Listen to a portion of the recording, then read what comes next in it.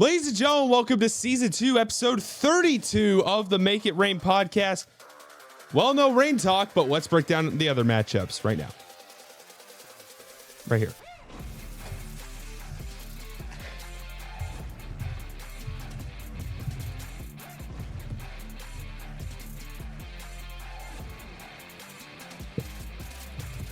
Ladies and gentlemen, welcome to Season 2, Episode 32 of the Make It Rain podcast. Well, so much for this being an Ontario Reign podcast. We will be talking about 6 teams, and the Reign are not one of them. Hey, that's a blessing. That is a blessing, dare we say. Yeah, it will be a nice breath of fresh air. We get to break down all of the round 1 matchups to you guys right here, right now. It is... We are recording at quite the hour right now alongside Mayor's very own Anthony Collazo. I'm Joe O'Regan. And to all who may be of a different fan base, welcome to the Make It Rain podcast. We actually might be talking nice about your team for once. Mr. Collazo, how are we? Joe, everybody watching the pod, I am doing good. Yeah, it is the ripe hour of 2 a.m. on the morning of Monday, the night of Sunday. I worked a 4 to 10 shift at In-N-Out. Super busy. Come home. We filmed the last episode. If you haven't checked that out, go check it out. It's the most Season 2, recent episode 31. And now we are recording this episode because next couple of days we're just busy. We're not going to be able to record this, get it out. So, I mean, for those who are regulars here, I mean, we love you. And for those who are new, we did a lot of research. We did a lot of effort put into this episode, so I think you guys are going to enjoy it. Yeah, we put a borderline inhumane amount of effort. We put a ton into this one. We put our heart and soul into it, as they might say. So if you like what you're watching, if you're a different fan, for a little appreciation, can you please give this video a like, just for the sake of both of our sanity? And subscribe. Why not? And subscribe down below. Turn on those post notifications. If you want a fun, lighthearted podcast, upbeat podcast about the Ontario Reign, and you want to know more about the AHL and about other teams too, because we break down all Ontario Reign games, the Reign team, and other teams. So, yeah, man. This is the part of the season where we get to start talking about other teams. And it's a lot easier for us because last year, for those that were around last year, we only broke down the Ontario Reign and San Jose series. We didn't break down any of the other 2 series. Well, the Reign don't play in round 1, so we get to mess around with the other few series. I'm excited. I'm excited too. Let's hop straight into it, man. Let's hop straight round. Into it. Do you want to go 2-7 first, or you want to go 4-5 first? Well, let's get 2-7 out of the way. San Diego GULLS taking on the Colorado Eagles. Well, for San Diego, it's their first Calder Cup appearance in 4 years, 2022. Remember I said I was going to be upbeat about all these teams? Yeah, not here. Remember the last time the GULLS were in the playoffs? Oh yeah, they got bounced by the Reign. Overtime winner, I believe, right?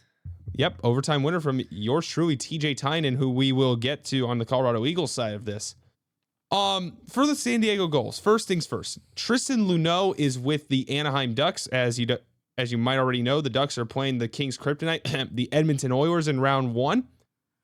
So Tristan Luneau is probably going to be the 7th or 8th defenseman in that regard, which means he's not going to be with San Diego for this playoff series, which already hurts the defense enough, because they have to play a mile high, and it hurts the defense even more because Luneau is the most experienced defenseman on this team. No, for sure. And not only is he the most experienced defenseman, he's one of, obviously, their best defensemen, if not the best, which is why he got recalled by the Ducks, right? And for a San Diego team that really struggles defensively, it's a huge blow. I mean, if you go down the line of this roster, you have 1, 2, 3, 4, 5 guys in the, not just the negatives in plus minus, the double digits negatives. You need all the defense you can get. and Luno being with the Ducks, it really is quite the blow to a GULLS team who's already behind the 8 ball in the series. Yeah, absolutely. And I mean, to throw them even further behind the 8 ball, Callie Klang got hurt in a collision towards the end of the season, aka the final game of the year against Coachella Valley. So the GULLS might be without their starting goaltender in this series. If that's the case, Thomas Sukanik, who spent the good majority of this season in the ECHL, is going to be the goalie that San Diego is going to rely on. Yeah, a goalie can steal a series. A goalie can get hot anytime. It's just you would prefer to have your starting goalie not be injured. Yeah, so he got injured what? He got injured in the last game of the season? Yep. Hey, that's why you rest your guys, man. They did not rest their guys. Just They put it that didn't way. rest any guys. Per their head coach, Matt McIlvain, by the way. So Damian Clara, Italy's goaltender for the Olympics. Yep. I mean, he didn't play bad against the Rain a few nights ago on Friday. Mm-hmm. Yeah, I mean, Callie Klang, losing him, obviously a huge deal. I mean, they're behind the 8 ball, and they're behind, if they're stripes, they're behind the 8 ball and then a solid color ball. Yeah. Trying to get to the last stripe, because losing your top defenseman, losing your top goaltender, and then you got to play in probably the most difficult arena to play in the entire AHL. Yeah. And I forgot the name of it. What's the name of it? Blue Arena. Blue Arena. I knew that. It's Blue Arena. A mile high on the mountaintop. Yeah, I mean they really have it in for them. Yeah, they will definitely have it for them. I mean, their leading point getter is Sasha Pastuhov, who also is in the double-digit negatives for plus minus. 57 points, 21 goals, 36 assists. Breaking into the special teams part of the deal, San Diego is inside the top 12 in both power play and penalty kill percentage, with a power play at 19.5%, which is 12th, and a penalty kill at 83.5%, which is 8th, which we'll get to Colorado here. You are going to need to play good special teams. If you get a power play chance, you have to capitalize. Yeah, no, for sure. And obviously in the playoffs, you're not going to get too many of them. It's going to be a tight game. The referees are going to swallow their whistle. Yeah, I mean, both teams' special teams are kind of, I mean, it's not great, right? I mean, the GULLS have a decent power play. PK's pretty good. Yep. But I mean, how much is special teams really going to play a factor in the playoffs?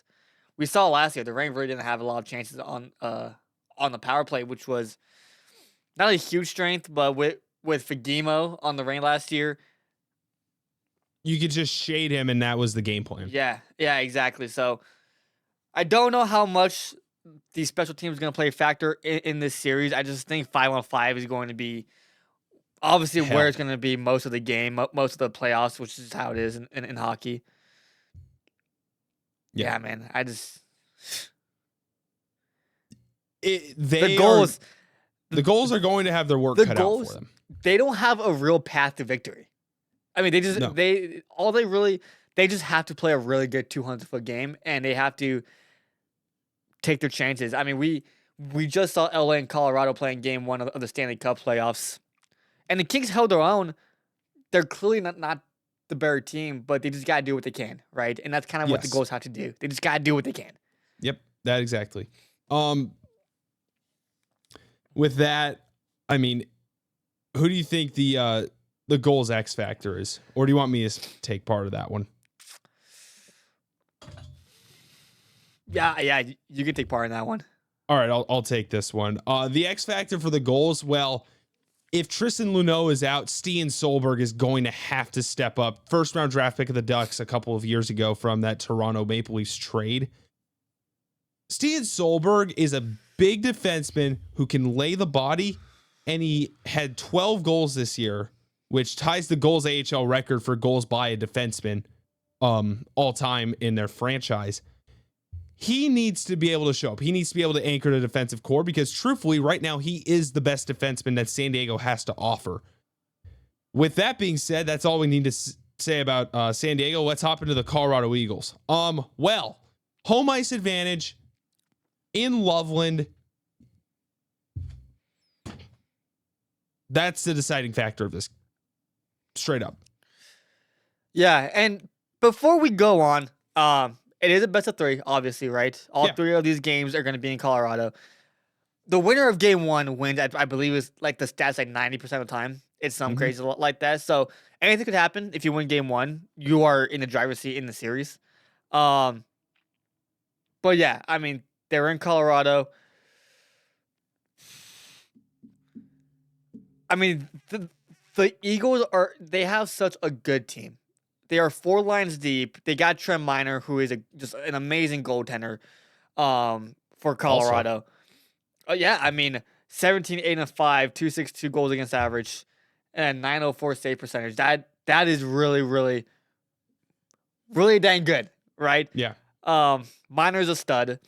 They just got TJ Hughes, who's a recent Michigan signee and Hobie Baker finalist in their forward core. So that's another weapon that Colorado has that could potentially be a huge staple in their playoff run. Yeah, I mean, the Eagles got it all. The Eagles got it all. I mean, the Eagles have everything top down. They've got 2 all AHL forwards of the first team, or not 2 forwards, a forward and a defenseman. They have Alex Barré-Boulet, who was second in the AHL with 70 points, behind, well, Pacific Division legend Jacob Pelletier, who's now at the Syracuse Crunch. And they have Jack Ashon at the blue line, who put up 50 points, which is a career high for him, and a plus 23 rating. I mean, before this year, the Eagles were the reigning division champs. Here's the kicker with this team. They ended the year pretty horribly.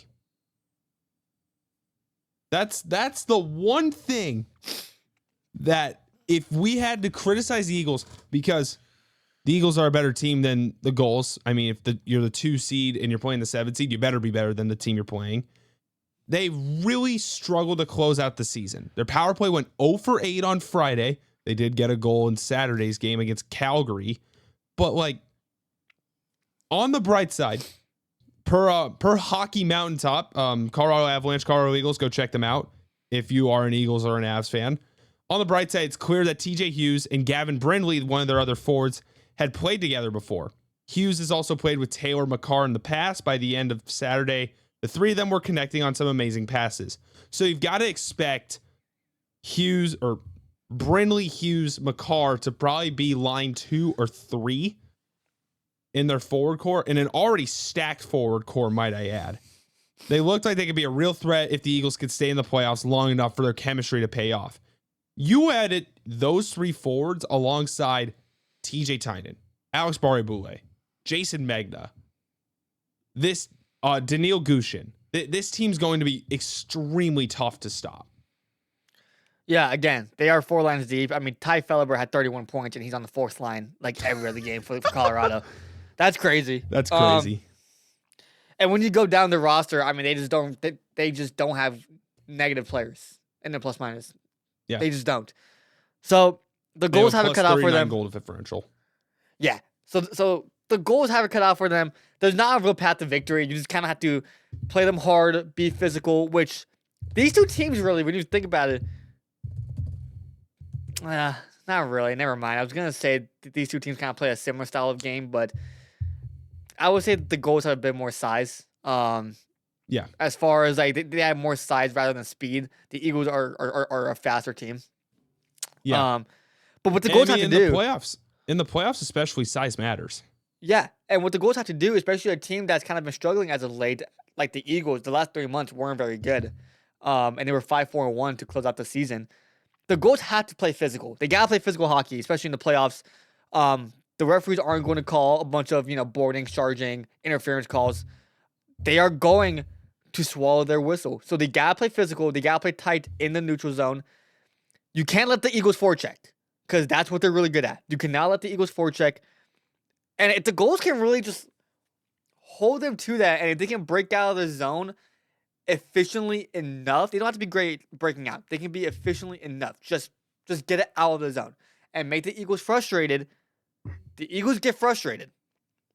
Yep. There is a path to victory where if you can take game one, now you're in the driver's seat for the rest of the 3-game set. Yeah, definitely a way to put that. With that, let's get into our predictions for this series. As you've now heard both ends of the deal. I guess I'll kick us off. As much as a lot can go wrong for Colorado, especially towards the end of this season, there is just no way they don't walk out of this with a sweep, in my opinion. Yeah, I would have to agree. You could have a shock factor moment on the podcast. Maybe we can clip farm a little bit and say, the GULLS are going to take this in 2. They're going to take it in 3. But no. At the end of the day, game 1 really does matter, and anything could happen in the 3-game set. But the Eagles are just such a good team from top to bottom, from line 1 to pair 3, from line 1 to their goaltender. I just don't really see a true path to victory for the GULLS other than they played really good in game 1, and the Eagles had the worst night of the year. So yeah, I think we're aligned in saying Eagles in 2. Yeah. Eagles in 2 is more than likely what is going to happen. 2 in the 7 seed.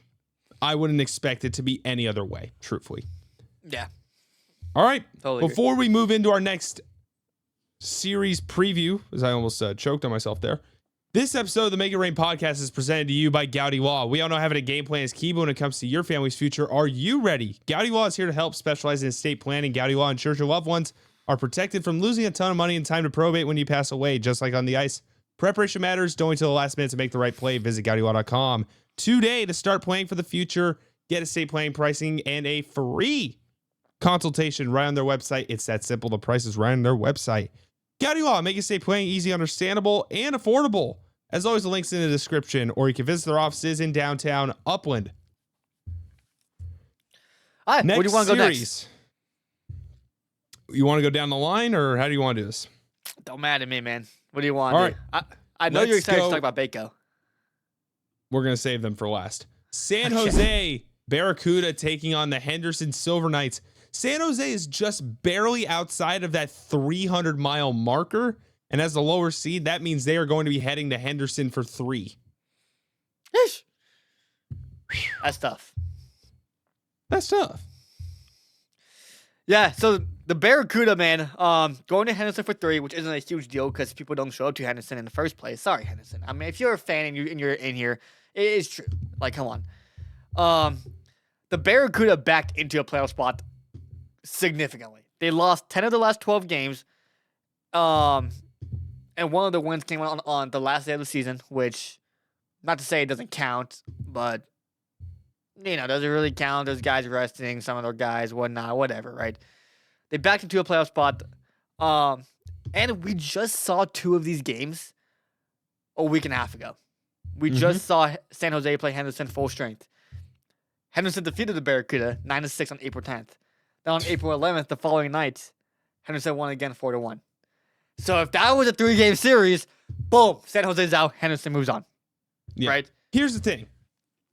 San Jose was missing a fair amount of key players that they will be getting back because a lot of players were called up to the Sharks, specifically Igor Chernyshov. We'll get to him in a minute or two. And he's returning back to the Barracuda roster. He is an X factor for this team. I feel like, especially with guys like Colin White, and I'm trying to go back to what we're doing here. Colin White, Oliver Wahlstrom, Lucas Carlson, Matthias Haveli, Nolan Allen being hurt. Man, that's a lot of injuries. I think Chernyshov needs to shine in order for San Jose to really get off the ground here. Yeah, and not only that, I mean, you mentioned, did you mention Luca Cagnoni as I was pulling up stats? No, I did not. So I think he was called up on this day when they played Henderson. So he's back too, along with Chernyshov. And they're also dealing with a lot of injuries that they're hoping to get back in round 1. Now, obviously, the playoffs start. If this comes out Tuesday, this podcast, they play tomorrow, Wednesday. If this comes out on Wednesday afternoon, Wednesday morning, they play tonight. It's not a lot of time to recover and get back from injury or whatever. So Oliver Wahlstrom and Nolan Allen, both lower body injuries, both staples to the starting lineup. Mm-hmm. Colin White. Do you guys know Colin White? Colin White, great player. I mean, 46 games played, 21 goals, 21 assists, 48 points. Personal issues. So I'm praying that he's okay. I'm praying that him and his family are all okay. I'm sure that if he's leaving the team for a long period of time, which has been like about a week or two now, it's probably really serious. So I'm really hoping that whatever he's dealing with, he gets it resolved, and he can be back for his team by game 1. And then Lucas Carlson and Matthias Havlin both are out too. So they're dealing with a lot of significant injuries, as well as what Joe mentioned, right? Cagnoni, Chernyshov, both with the Sharks. If they can get, well, they have Cagnoni and Chernyshov back, but they can get like Colin White back, Wahlstrom back by game 1, it's a different team than the team that's lost 10 of 12.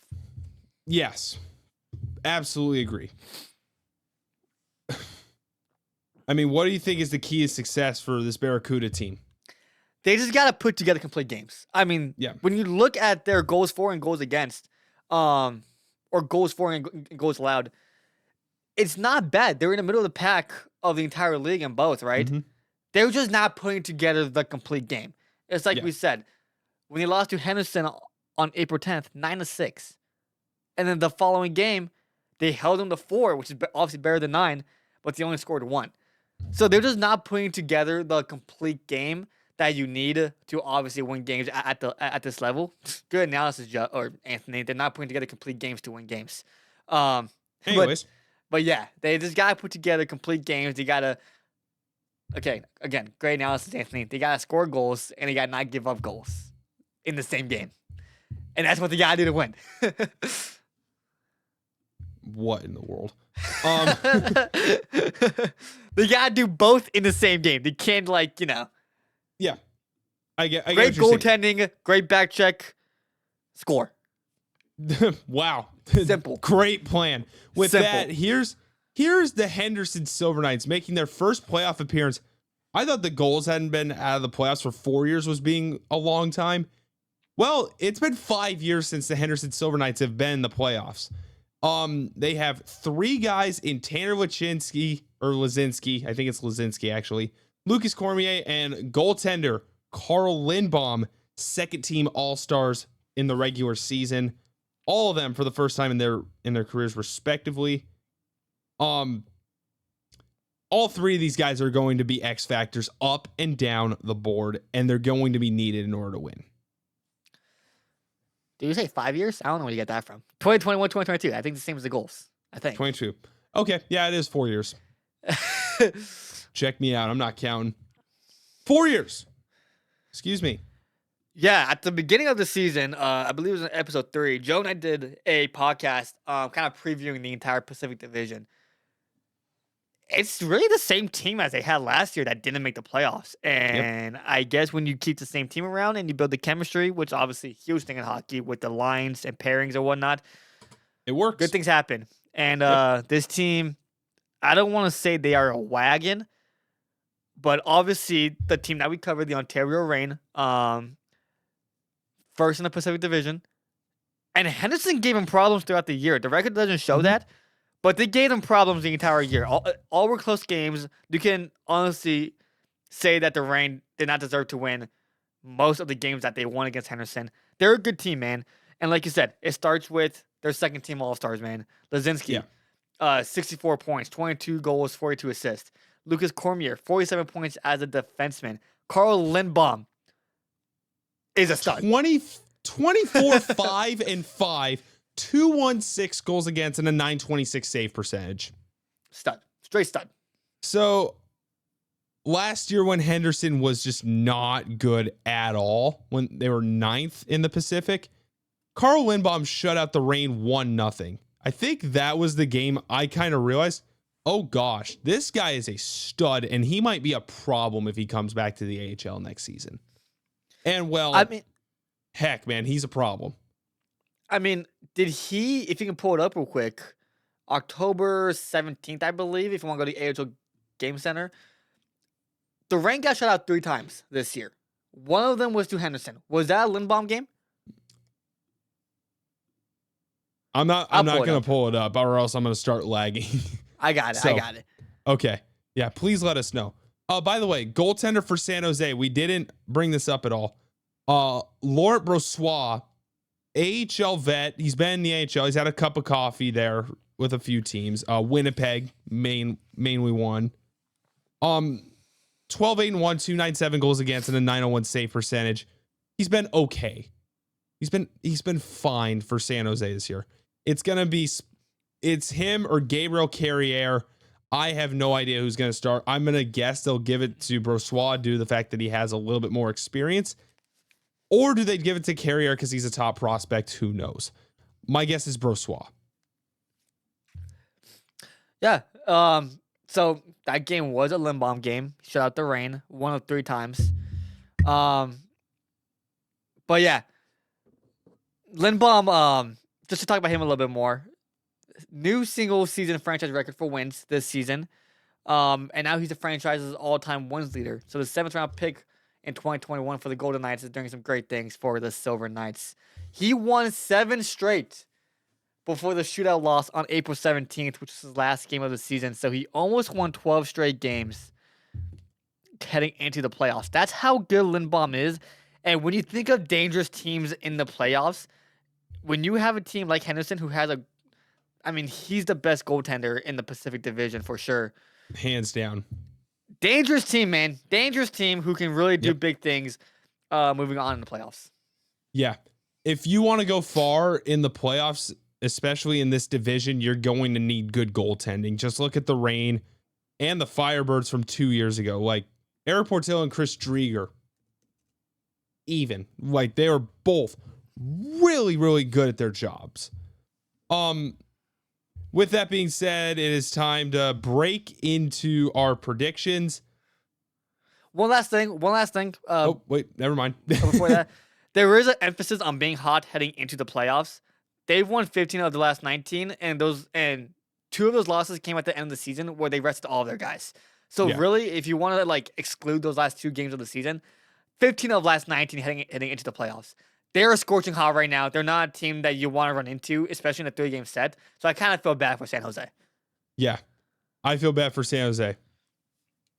Said absolutely nobody ever that's a Reign fan. Give me the Silver Knights. I do think San Jose will steal one from them. Give me Henderson in 3. So when we were doing this outline for the podcast, I originally said the CUDA in 3.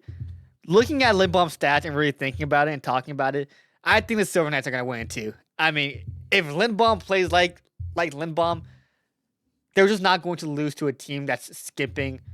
It's the coldest team in the AHL and the hottest team in the AHL, literally colliding in the first round in the best of 3. Yeah. I'm going to go Silver Knights in 2. We just saw this matchup a week and a half ago, or I guess at the time this podcast releases 2 weeks ago. Mm-hmm. Lindblom, again, stud. This entire team, they have. Is this a team with their decor with a bunch of? Yeah. Okay. So hear this real quick. Their decor, the Silver Knights' decor. Lucas Cormier, 8 goals, 39 assists, 47 points. Mm-hmm. Jeremy Davis, defenseman. 9 Davies. Goals, yep. Davies. Whatever. 9 goals, 38 assists, 47 points. Dylan Coughlin, defenseman. 14 goals, 30 assists, 44 points. They got 3 defensemen with 40 over points 40 or more. points. That's nuts. Just nuts. Yeah. I think Henderson rolls San Jose, and that is the first time I ever thought that. By the way, until we started talking about it and I started speaking words out of my mouth, right? I'm like, oh, Henderson is probably gonna smoke them. Yeah.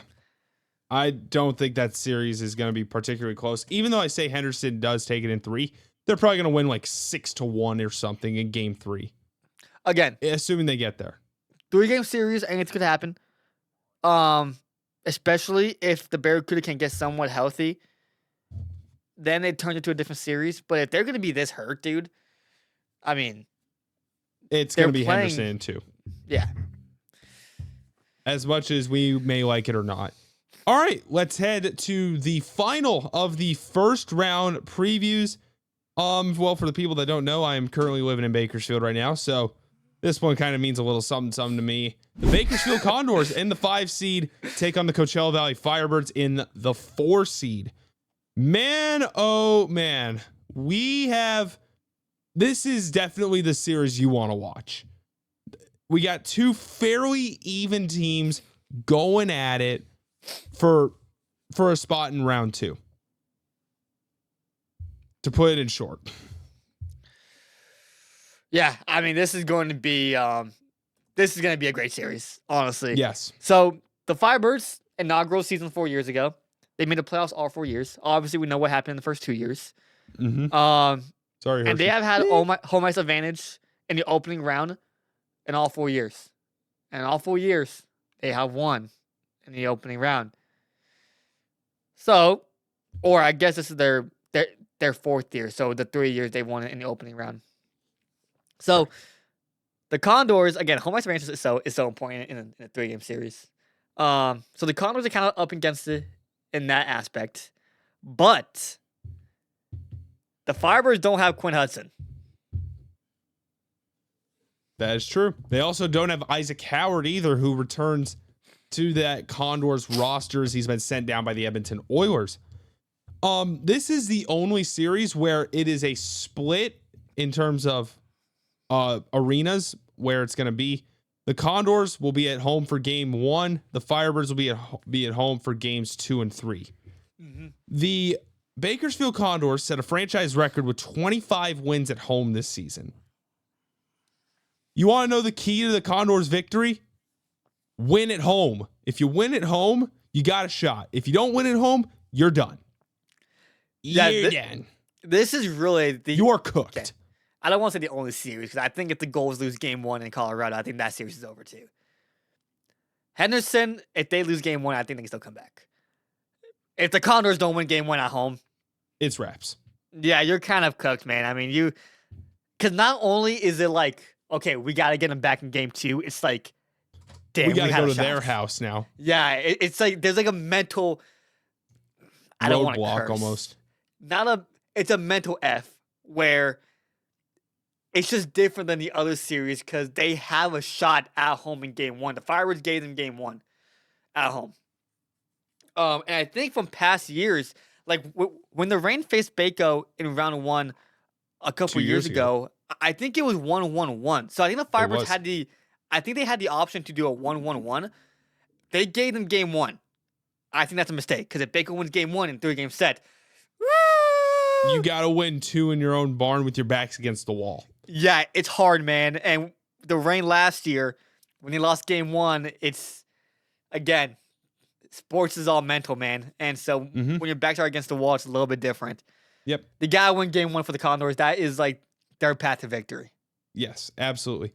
Condors fans, the game's on Thursday night, so you better pack that. You better pack the house. It's not going to happen, Joe. It's not going to happen. It's probably not going to happen just because it's a weekday. But here's another thing, though. Like, we look at the Condors, the Firebirds are a better team on the road than they are at home. So is that a potential deciding factor into putting game 1 in Bakersfield? Yeah, I mean, that's a good point. I think the Firebirds have been a weird team this year in general, right? Yeah, they very much have. They've had struggles scoring recently, right? Maybe not all year, but definitely down the stretch they have. And they are heavily reliant on their goaltending, which is kind of a good thing because Nikkei Coco is going to be their starting goaltender, and he's a stud. Maybe not as much of a stud as Carl Lindbaum, but he's a stud. And that could really be their downfall, right? They can be so reliant on their goaltending that if Coco has a bad day, it's wraps. Now, talking about the Firebirds right now, Jacob Melanson and Oscar Mogard are back. They returned from the Kraken. So I just mentioned their struggle scoring recently. Those two are going to help them for sure. Those are a big boost on the offensive side of things for the Firebirds. And if they want to turn their struggles around, those two can definitely do it. Yeah. Those are two guys with NHL experience. They've been in the NHL for like almost half of the year. And those are going to be the guys that Coachella Valley is going to be relying on if they want to win. Now, that also doesn't go without saying that their captain, Max McCormick, is still nowhere to be seen. Yeah, I mean, he's been hurt all year, man. So he's just not a factor in this team, which sucks, man, because that's their captain, right? Could you imagine the Reign without Joe Hicketts for your Reign fans? I mean, that's a whole different squad then. You know Condors what I'm saying? without Seth Griffith? Yeah, exactly. Completely different game. Seth Griffith leads the Condors in scoring, 18, 49, 67. So that's a big deal. Not having your captain for the playoffs. I wonder how much of a big deal that is going to be. With that being said, they have some young guys, the Firebirds. They do. Straight up studs. I've been using that word a lot. Studs. Yager Furcus, second-year pro, 21 goals, 35 assists, 56 points. He is second in scoring behind Logan Morrison. Stud, 67. And then Tyson Jugnoth. 61 points. Tyson Jugnoth. No, wait, he's number 6, or is he? No, Mitchell Stevens is. Dude, I knew that. It's late, bro. It's 3 a.m. Jagger Furcus is number 57. Okay, anyways. Tyson Jugnoth, defenseman. AHL All-Rookie team. 9 goals, 36 assists, 45 points. Leads all AHL rookie defensemen with 44 points in 70 games this season. Yeah. Now, that's the Firebirds. You want to know who's also AHL All-Rookie team? There was only 5 in the entire AHL who made the AHL All-Rookie team. And I mentioned him earlier. Quinn Hudson. Quinn Hudson. Quinn Hudson led all AHL rookies in goal scoring, 30 goals, and he was second in points behind Ilya Protas, who is currently on the Washington Capitals trying to go and I don't know. Actually, the Capitals got eliminated. I don't know what I am talking about. I was about to say, I think the Caps are done. Oh, it's late, dude. That's really bad out of me. Late or not, I'm not here to make excuses. Ilya Protas is now trying to go win with the Hershey Bears because they just snuck into a playoff spot on the final day of the season. And yeah, Quinn Hudson is going to be a problem. He's reunited with Isaac Howard, so which means Howard, Vilhelmi Marjala, and Quinn Hudson is line 1. Or do you go Howard, Hamblin, and Hudson and then slide Marjala to line 2? We'll find out. Sooner rather than later. I don't think they will. Marjala's been pretty good. He's probably going to stay on that first line. But both Howard and Hudson need to show up if the Condors are going to go far in the playoffs this year. Yeah, I think offensively, outside of the Reign and the Eagles, I think the Condors are probably the third deepest, which can be a little bit of their downfall because they have a lot of guys in the negative with their plus minuses. But like you said, man, they're good, and they have more guys, man. Like, we didn't mention a James Hamblin. We didn't mention a Garventi. A Sam Poland. They have a Connor Clattenburg, a Daniel D'Amato. I would say, exactly. They have 3 really good lines. Their fourth line is more of an energy line, but they got 3 really good lines. The Eagles have 4 good lines. The Reign have 4 good lines. I would say there's no other team that has 3 really, really good lines like the Condors do, and especially like their young guys. Like Quinn Hudson is a beast, dude. He's going to be or 21, he's their engine, dude. Something like that. Hudson, Griffith, and Marjala, that's their engine. Yep. Those are 3 top 6 guys, and their other 5 guys in their top 9, really good players too. So this is, I think, why it's the most interesting matchup is because it's almost like a tale of 2 teams. It's almost like that unstoppable force versus unbreakable or unmovable object. The Condors can score. They really can score. The Firebirds can defend very well. Can defend. Goalies. The Firebirds have good goaltending. The Firebirds can't score. The Condors aren't great defensively. So what's going to give here? You know, these are 2 very even teams in my opinion. They really are. And their matchups, the matchup style is super intriguing. You know? Very. So, I mean, what do you got? So one of the things that we didn't state in this is the Firebirds are bottom 10 in the AHL in both power play and penalty kill. You get very few of either in these games. However, one of those can knock a team out of the game. Oh, yeah. They could be a knockout blow. The Bakersfield Condors now have all of their offensive weapons back to add on to the fact that they were 6th in the league without Isaac Howard for 20-something games.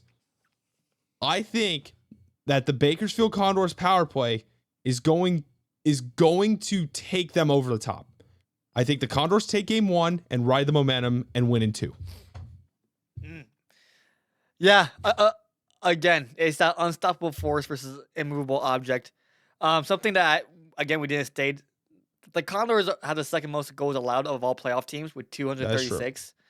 The Thunderbirds only have more with 240, right? And again, the Firebirds they can't just really snuck score. into the playoffs. I think Jacob Melanson and Oscar Mogard coming in, making that lineup deeper, is going to barely push them over the top. The Condors are a really good team, man. This is really a pick'em series. It really is. You can, it's like Henderson and San Jose. Henderson is a superior team. We know the Eagles are far superior to the GULLS. This one's a pick'em. Yeah. This is an even line down the board. Both teams are at minus 105, realistically. No, for sure. Call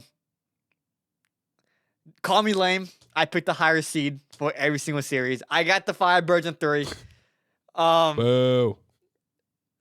Man, dude. I mean, if Baco wins game 1, that's gonna throw a wrench in everything. But I think the Firebirds are gonna. They had that experience. They've been to the Calder Cup twice, or the Calder Cup finals. I think their experience, they're going to go into Baco game 1. They're going to steal that game. Yep. Baco's going to make it interesting. They're going to win game 2. It's going to be an overtime winner. They're going to keep their season alive. And then Coachella Valley in game 3 is going to come out. And again, their experience, they're cool. They're collected. They're going to come out. They're not panicked. And they're going to have not a barn burner. They're not going to blow out Baco, but they're going to beat them like a nice little calm 3-1 win. You know, they're going to go up 2-zip. They're going to go up 3-zip. Baco's going to get 1 early in the 3rd. And it's just going not to going to be enough. Yeah. But again, it's a pick-up, man. Both teams are really good. And I know you would love, if everything I picked is correct, or we picked is correct, you would love Ontario Baco round 2. You would love Ontario Baco round 2. So yeah. He's correct, by the way. You're praying Ontario Baco round 2. I'm manifesting it. Forget praying.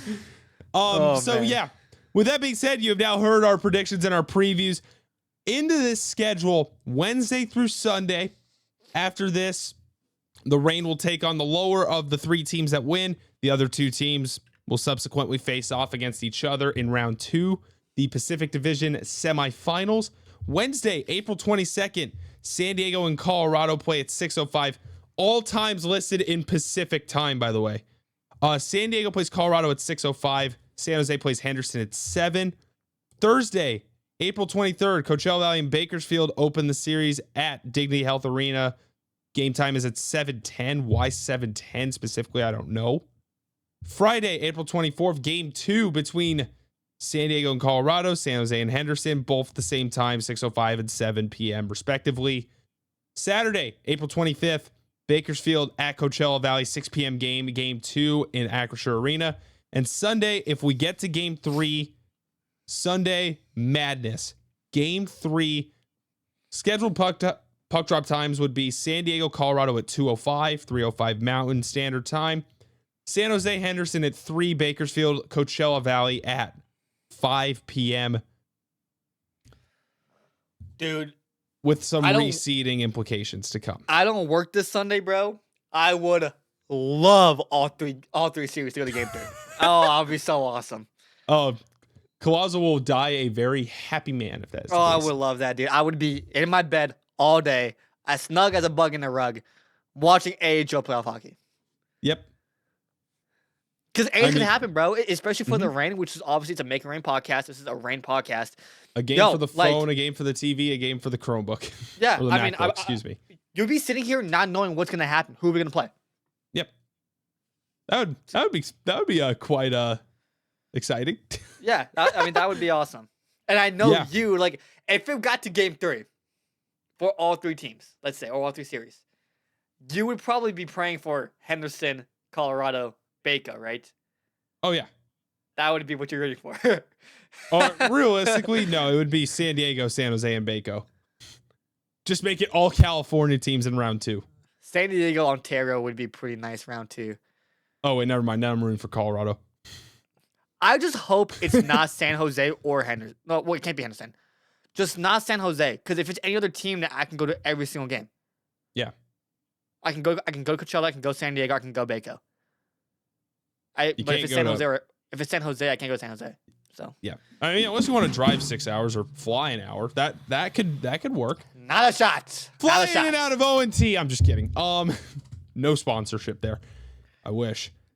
Yeah. With that being said, that covers everything in round 1 of the playoffs. Man, the Reign don't play hockey for a week and a half. That's a crazy thought. Thanks for watching the Make It Rain podcast, season 2, episode 32. If you like what you saw, subscribe down below. Turn that bell on for all post notifications. Follow us on all social medias at Make It Rain Pod. Have yourselves a great week. Enjoy the playoff series. To the fans of other teams, enjoy the anxiety, and we'll see you next week. Peace. When are we going to be back? Probably Tuesday? Next week? Who knows?